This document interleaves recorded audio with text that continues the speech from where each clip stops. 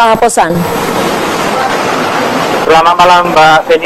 Baik Pak Haposan, terima kasih sudah bersama kami. Pak Haposan, pertama kali saya ingin bertanya kepada Anda, ini mungkin juga pertanyaan masyarakat secara luas, mengenai pengakuan terbaru yang dilontarkan oleh tersangka Agus dalam kasus pembunuhan Angelin. Apa yang dikatakan Agus dalam hal ini? Ya, terima kasih Mbak Feni. Jadi berdasarkan keterangan klien kami tersangka AG, bahwa sebelumnya tersangka AG menyampaikan bahwa dialah yang melakukan pembunuhan dan pemerkosaan, tetapi pada pasca tanggal 16 diadakan tes kebohongan di Polresta Denpasar, yaitu di laboratorium forensik Polresta Denpasar, di mana pihak polisi mendatangkan 2 orang petugas dari Lakbom Mabes Polri, dan di sana juga diadakan tes kebohongan, tapi kami tidak ikut di dalam, kurang lebih 3 jam, dan tersangka ini hanya menjawab ya dan tidak. Nah, selanjutnya pada hari Rabu tanggal 17 Juni 2015, tersangka menyampaikan ke saya dan juga dituangkan dalam berita acara pemeriksaan bahwa tersangka tidak pernah melakukan pembunuhan dan pemerkosaan terhadap adik kita Angelin. Tersangka menyampaikan bahwa tersangka hanya membantu melakukan pembungkusan, menaruh boneka dan membantu melakukan penguburan terhadap adik kita Angelin. Demikian Mbak Feni. Pak Haposan, ini kan sangat bertolak belakang begitu ya dengan pengakuan dari Agus sebelumnya yang mengatakan sudah membunuh atau terlibat langsung dalam pembunuhan Angelin. Yang menjadi pertanyaan juga masyarakat, mengapa kemudian dalam waktu singkat ini juga pengakuan dari Agus begitu cepat berubah-ubah, Pak? Apa menurut Anda yang melatar belakang ini? Apakah kondisi psikologis tertekan atau seperti apa? Jadi berdasarkan keterangan tersangka AG di dalam pemeriksaan sebelumnya, walaupun dia menyatakan mengakui melakukan perbuatan pembunuhan dan pemerkosaan, tetapi di dalam berita acara disebutkan bahwa tersangka ini mendapatkan ancaman, baik itu dari Ibu M maupun dari seseorang pasca dia keluar dari rumah majikannya, di mana disampaikan di sana, kamu harus menjaga rahasia, kalau tidak kamu akan kami habisi di Bali. Jadi pasca tersangka ini dialihkan atau dipindahkan penahanannya di Polda Bali, kalau tidak salah pada tanggal 14 Juni 2015, tersangka AG dimintai keterangan sebagai saksi di Polda Bali untuk laporan penelantaran anak yang diduga dilakukan oleh Ibu M. Jadi pasca pemeriksaan sebagai saksi di Polda Bali, seperti yang saya sampaikan tadi, pada tanggal 16 ada tes kebohongan, pada tanggal 17 hari Rabu terhadap tersangka diadakan pemeriksaan berita acara pemeriksaan tambahan terhadap tersangka. Yang cukup menarik dan mengejutkan saya adalah bahwa kejadian itu memang benar pada tanggal 16 Mei 2015 sekitar jam setengah 10 dia mendengar teriakan tangisan dari adik kita Angelin yang menyatakan, "Mama, lepaskan saya." Itu yang didengar oleh tersangka AG.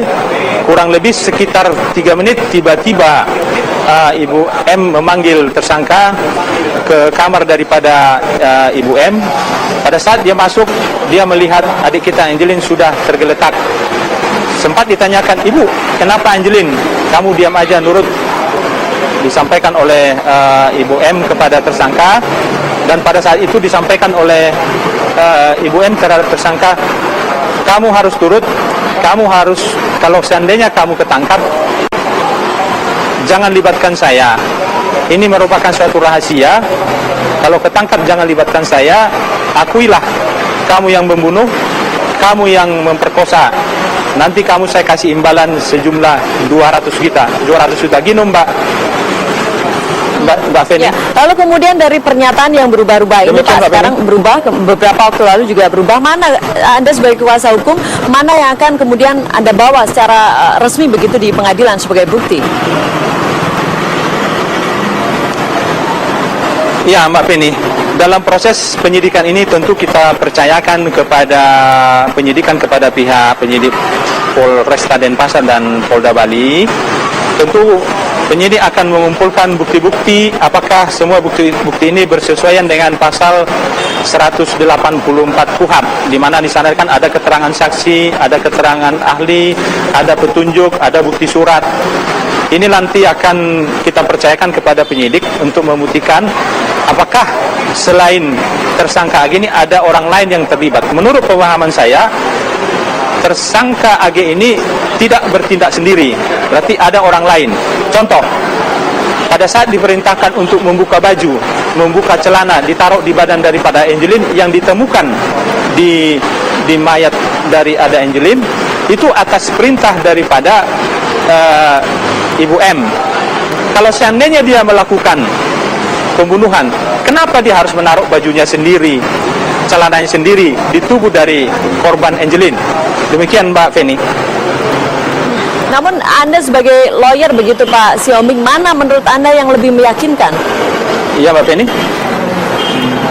Ya, Anda sebagai lawyer Halo, dari atau kuasa hukum dari Agus, menurut Anda mana yang lebih meyakinkan pernyataan Agus ini, Pak?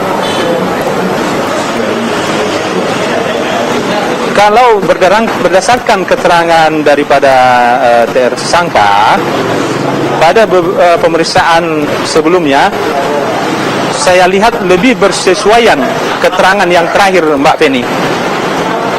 Karena di sana ada perintah daripada Ibu M untuk membuka celana, membuka baju, dan diperintahkan untuk memperkosa korban, di mana korban sudah dalam keadaan sekarat. Tetapi tersangka AG tidak mau melakukan pemerkosaan, tetapi dia menuruti untuk membuka baju, dan baju tersebut ditaruh di tubuh korban, selanjutnya dibungkus pakai kain putih, dan atas perintah dari M lah untuk mengambil kain spray, mengambil boneka Gerbri, dan setelah itu diikat, dan diperintahkan juga untuk mengangkat tubuh korban, selanjutnya dikubur di belakang dekat kandang ayam, dekat pohon pisang. Dan pada saat penguburan itu pun, menurut keterangan tersangka AG, Ibu M juga ikut dan sempat juga memutar posisi dari almarhum Angelin. Demikian Mbak Feni. Artinya dari pengakuan terakhir ini tetap saja Agus ada andil begitu ya dalam waktu itu, rangkaian waktu itu, dan kemudian ada deal juga ketika itu dikatakan bahwa Ibu Margaret sempat menawarkan sejumlah uang begitu Pak ya? Ya, demikian Mbak Feni. Dia menawarkan uang sejumlah 200 juta, sempat ditolak oleh tersangka. Saya tidak butuh uang, kamu harus terima uang ini. Kalau tidak, saya punya orang di Bali untuk menghabisi kamu. Terima saja. Setelah kamu terima ini nanti, kamu bisa pulang ke Sumba. Gitu Mbak Penny. Dan Agus menyetujui itu begitu Pak ya? Ya Mbak Penny. Dan Agus menyetujui tawaran dari Ibu Margaret ketika itu dengan sejumlah uang yang ditawarkan Pak ya? Iya, setelah ditawarkan baru tersangka ini diperintahkan untuk mengambil spray untuk membungkus tubuh daripada korban Angelin. Iya, 200 juta ini mungkin menurut Anda apakah ini juga yang dimaksudkan Agus dikatakan kepada salah satu anggota DPR yang datang ketika itu, Pak Akbar Faisal, ketika menjenguk di tahanan? Memang betul, pada saat rekan kita Akbar Faisal, anggota Komisi 3 DPR RI datang menemui tersangka AG,